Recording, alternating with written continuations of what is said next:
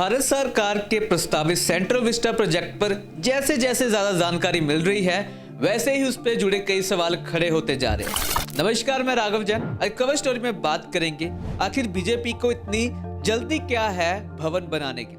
Central Delhi को एक नई शक्ल देने वाले इस प्रोजेक्ट के खिलाफ सुनवाई सुप्रीम कोर्ट में जारी है। बहस का मुद्दा यही है कि एक नए संसद भवन समेत राष्ट्रपति भवन से लेकर इंडिया गेट के बीच कई इमारतों के निर्माण की योजना सही है या फिर गलत। मौजूदा सेंट्रल विस्टा एक ऐतिहासिक इलाका है जिसे देखने लोग दूर दूर से आते हैं इसकी खूबसूरती को निहारने के लिए। बहरहाल सेंट्रल विस्टा को एक नई शक्ल देने की शुरुआत होगी संसद से और नई इमारत में खर्च होंगे तकरीबन 970 करोड़ रुपए। जी हाँ, अनुमान है ये ज्यादा भी लग सकते हैं। संसद में जगह बढ़ाने को लेकर 50 वर्षों से ज्यादा आवाज उठ रही है। पिछले यूपी सरकार में लोकसभा स्पीकर मीरा कुमार के कार्यकाल में भी इस पर बहस हुई थी। हालांकि मौजूदा प्रोजेक्ट के बारे में पहले कम ही सुना गया था, लेकिन जब 2019 की चुनावी जीत में महीनों बाद ही भाजपा सरकार ने इसकी घोषणा की तो सब हैरान रह गए। दरअसल सेंट्रल विस्टा राजपथ के करीब दोनों तरफ के इलाके को कहते हैं, जिसमें राष्ट्रपति भवन से इंडिया गेट के करीब प्रिंसेस पार्क का इलाका भी शामिल है। सेंट्रल विस्टा के तहत राष्ट्रपति भवन, संसद, नॉर्थ ब्लॉक, साउथ ब्लॉक, उपराष्ट्रपति का घर भी आता है। मौजूदा सेंट्रल विस्टा में नेशनल म्यूजियम और भव्य इमारतें हैं।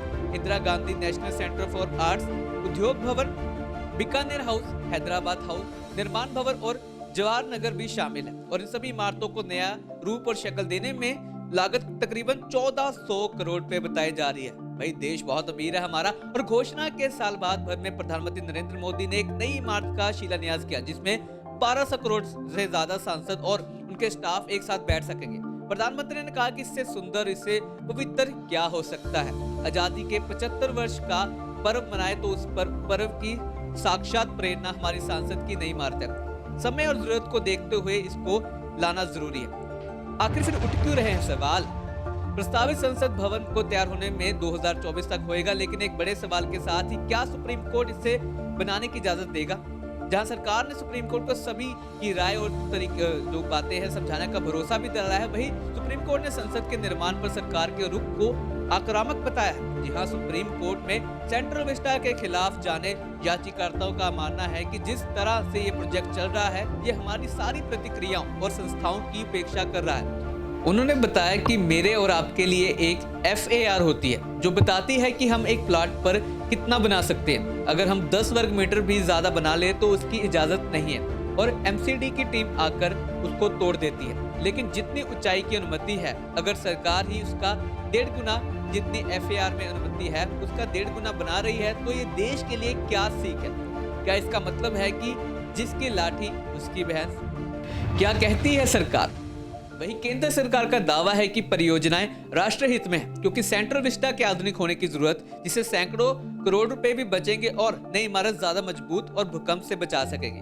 रहा सवाल हरे भरे और खुले इलाके में ज्यादा इमारतें बनाने का, तो सरकार का कहना है कि वो इसमें ज्यादा हरियाली लाने वाली है, लेकिन विरोध के ज्यादा सवर आने पर को लेकर सवाल जो उठ रहे हैं। दिल्ली के सेंटर फॉर पॉलिसी रिसर्च में पर्यावरण विशेषज्ञ कांची कोहली का कहना है, कानून का सहारा लेते हुए प्रस्तावित इमारतों को पूरे प्रोजेक्ट का अलग किया गया, जबकि शुरुआत से सरकार की अपनी प्रेस रिलीज में साफ है कि ये पूरे पर्यावरण को ध्यान में रखते हुए ही सही तरीके से किया जाएगा। मौजूदा संसद भवन का क्या होगा?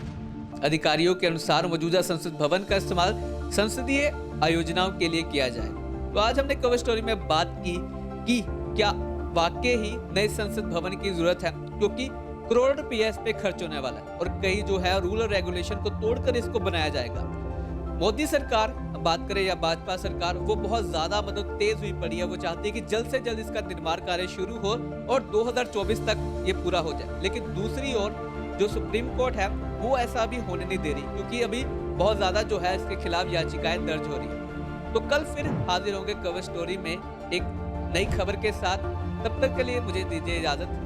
खबरों के लिए हमारे साथ बने रहें और देखते रहें आज शाम।